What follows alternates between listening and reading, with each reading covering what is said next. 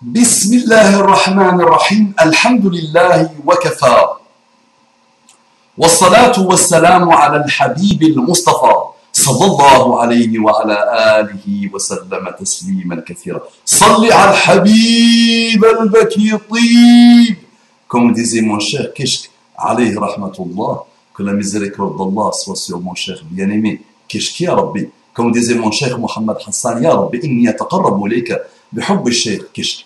Oh Allah, je m'approche de toi par l'amour de Cheikh Kishk. Ça, c'est mon Cheikh Mohammed Hassan. Regardez l'adab, regardez le bon comportement, subhanallah, de Cheikh Mohammed Hassan par rapport à Cheikh Kishk, alayhi rahmatullah. Il disait, Salli al-Habib al-Baki Tib. Prie sur le prophète, prie sur notre bien-aimé, ton cœur s'apaise.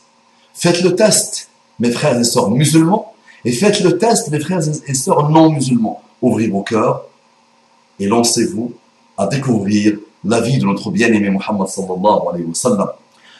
Rabbi shrah li sadri wa yassir li amri wahlul 'uqdatan min lisani yafqahu qawli. Dua de Moussa, dua de Moïse, de grand Moussa. Hein? Nous sommes juifs nous aussi. Nous aimons Moussa. Masha'Allah. Si c'est être juif, aimer Moussa, il n'y a pas au monde quelqu'un qui aime Moussa et Isa, Moïse et Jésus plus que les musulmans. Il n'y a pas, ça n'existe pas. Le pape lui-même n'aime pas Jésus comme nous on l'aime, comme l'amour des musulmans. On n'est pas musulman, on n'est pas musulman si on n'a pas un amour, l'amour que mérite Isa, l'amour que mérite Moussa et tous les prophètes. Si on ne reconnaît pas un des prophètes, nous sommes des koufars, des mécréants, nous ne sommes pas des musulmans. Si on ne reconnaît pas un des prophètes d'Allah subhanahu wa ta'ala. Assalamu alaikum wa rahmatullahi wa barakatuh. Que la paix d'Allah subhanahu wa ta'ala, sa miséricorde et ses bénédictions soient sur vous, mes frères et sœurs, partout dans le monde. Bonjour, bonsoir, bon week-end, bon année, bon mois, bon anniversaire, bon ce que vous voulez. Ce que vous voulez. On lui rajoute bon pour vous faire plaisir. Mes frères et sœurs en islam, en humanité. En humanité. En islam, c'est salam alaikum wa rahmatullahi wa barakatuh. En humanité, c'est ceux avec qui nous avons en commun notre père Adam. D'accord. Je demande à Allah subhanahu wa ta'ala de vous guider, mes frères et sœurs en humanité. Qu'Allah vous accorde les délices de la guider. Je sais que vous n'avez pas encore savouré, vous n'avez pas encore dégusté, vous n'avez pas encore senti, vous n'avez pas encore même sniffé. Un verbe fort pour la moujahida qui prétend que je ne sais pas parler français. Elle m'a complexé la moujahida. Je parle de cette moujahida en ce moment, je voudrais la titiller un peu pour lui bousiller un peu le moral, parce que je sais qu'elle est tellement frustrée que soit je la secoue à vie, soit Mskina elle va mourir toute seule, suicidaire ou quelque chose. La moujahida va faire le djihad sur elle-même. Je les connais, je les ai pratiqués. Subhanallah, les moujahidat, des temps modernes, c'est beau. Oh, bismillah. On va parler français, le bédouin va essayer de parler français, c'est difficile pour le bédouin de parler français, il n'arrive pas, parce qu'ils sont sortis avec une s'assoit avec un des intellectuels, il n'arrive même pas à dire deux mots, parce qu'il est le pauvre, on le plaint buque. Tu vois comment il prononce buque? C'est comme kumple. Toi, tu es un kumple. La moujahida. La moujahida de Facebook n'arrête pas de m'attaquer, elle ose venir m'attaquer en privé.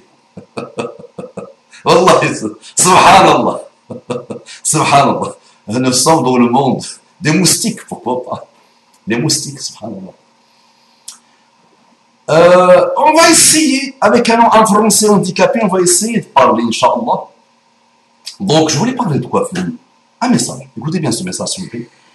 Ya akhi, que faire quand le besoin d'un homme se fait trop ressentir? Je ne vais pas jeûner pendant mes examens. Parfois, ça devient vraiment insoutenable. Donc, je vous le relis. Ya akhi, que faire quand le besoin d'un homme se fait trop ressentir? Je ne vais pas jeûner pendant mes examens. Parfois, ça devient vraiment insoutenable. Je reçois des messages de temps en temps de ce type, subhanallah. Donc, c'est une sœur qui m'envoie ça. Parce que nous, les hommes, on pense que nous sommes les seuls au monde qui ont la libido, qui ont les hormones, qui n'arrêtent pas de partir à droite et à gauche. Dès qu'on atteint l'âge de la puberté, tu sais, tu as tellement d'hormones dans ta tête, tu vas voir ça explose, tu as envie d'exploser. Vous le savez, les hommes.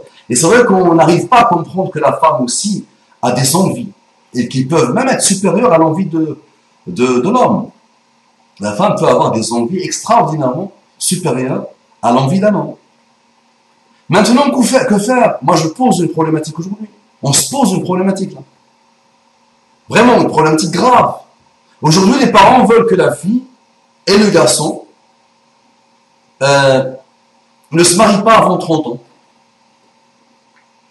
Et en même temps, ces parents-là disent que la fornication, haram, même s'ils ne disent jamais à leur enfant. Mais dans leur profond intérieur, ils disent c'est halal, halal. C'est pas haram, c'est halal. Vous savez. Donc que faire? Qu'est-ce que ces frères-là et sœurs-là vont faire? Elle a une grosse problématique à laquelle la Ummah va devoir enfin préparer des solutions. Muhammad sallallahu alayhi wa sallam dit Ya ma'shara al-shabab man istata'a minkum al-ba'ata falyatazawwaj. Oh les jeunes, oh le groupe des jeunes, celui qui a le ba'a. Le ba'a, c'est la capacité, la possibilité, la capacité morale et financière. Être prêt, être capable de s'occuper d'une famille, être aussi prêt financièrement pour s'occuper d'une famille. Et il a toujours conseillé le mariage, Muhammad sallallahu alayhi wa sallam, en disant Man raghiba an sunnati falaysa minni. Celui qui ne suit pas ma sunna dans le mariage, la sunna du mariage, falaysa minni. Maintenant, comment ces jeunes vont faire, les amis?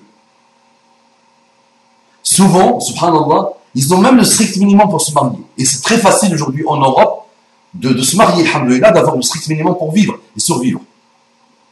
Et c'est pas difficile de se marier en tant qu'étudiant, en étant étudiant. C'est pas difficile. Mais les parents compliquent les choses, compliquent vraiment la vie à leurs enfants, en prétextant beaucoup de prétextes. Quand tu reçois des messages auxquels j'ai même pas osé répondre, quand tu reçois des messages de filles qui ont 14-15 ans, et qui te disent, ouah, que je veux me marier. Moi, je n'arrive plus à me contrôler, je veux me marier. 14-15 ans. Wallah, j'ai même pas osé. Peut-être les jeunes femmes, les jeunes sœurs sont en train de m'écouter. Je m'excuse, j'ai pas osé répondre. Peut-être je vais répondre là aujourd'hui, donc avec ce message-là. On leur dit, attendez d'avoir bac plus 19. Qu'est-ce que les gens vont dire? Tu es encore jeune. Tabou total.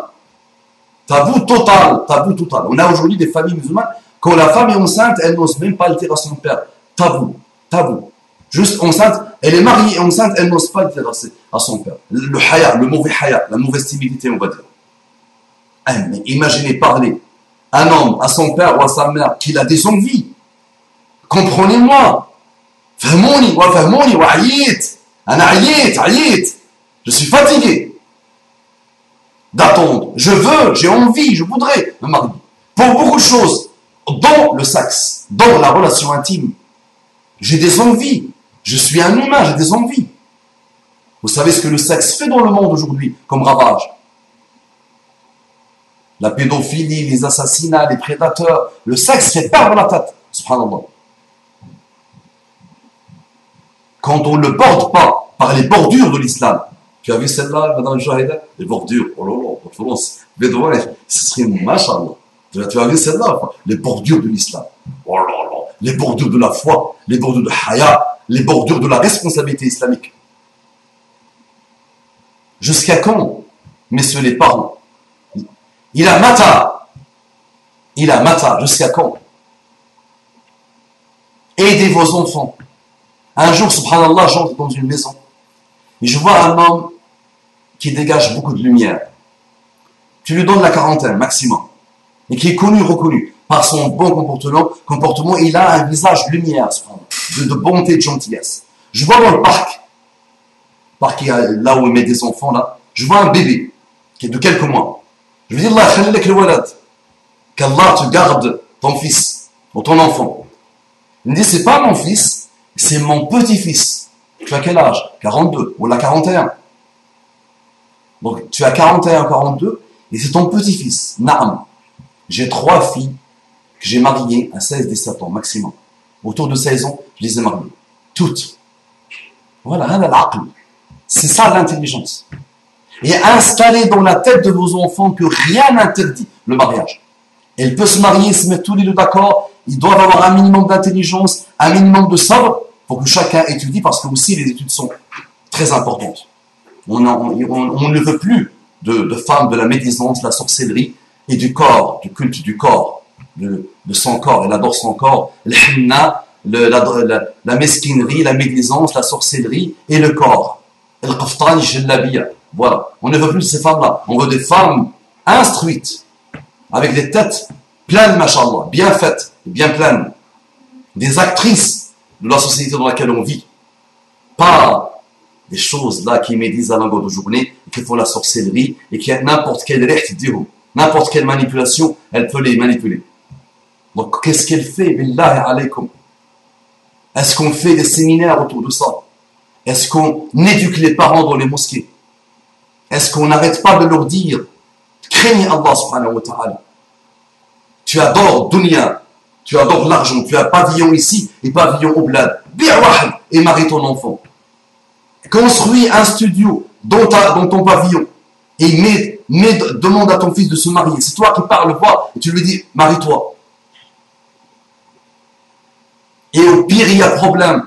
Tu t'occupes et tu aides les deux. Bien, supposons qu'il y a problème.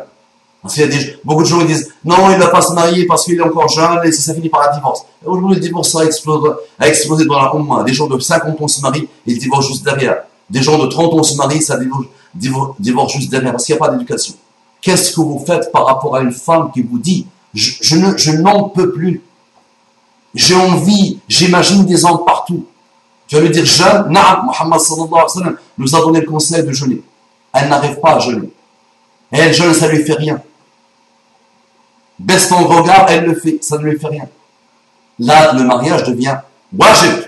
Vous savez que le mariage, l'ahkam de l'islam s'applique sur lui. Les jugements de l'islam s'appliquent sur lui. Le mariage peut être halal, wajib. Il est halal, il peut être wajib. Il peut être makrouh. Il peut être mandoub. Il peut être haram. Il peut être interdit, le mariage. Il peut être conseillé. Il peut être déconseillé. Il peut être obligatoire. Comment ils peuvent faire, ces femmes? Et comment on peut faire, les frères? Non, la fornication est le pire des péchés. Il n'approchait même pas.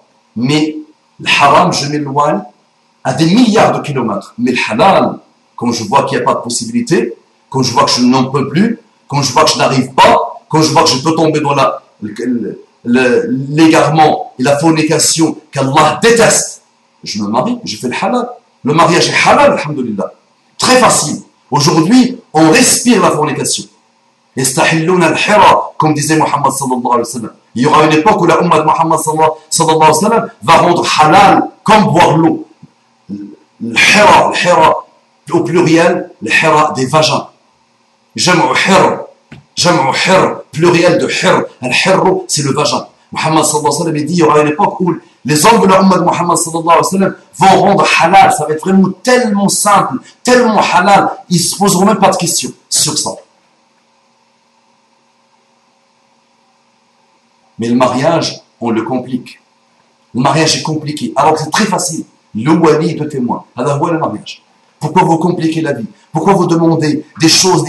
Pourquoi vous voulez un mariage avec traiteur et avec de l'argent et avec des choses et avec la danse et tout ça, et la musique et tous les masa'ib et tout le tralala avec 2-3 salles? Pourquoi vous mettez 15 000, 20 000, 30 000 dans les mariages? Pourquoi alors? Pourquoi tout ça? Le mariage est simple, d'une simplicité déconcertante, subhanallah.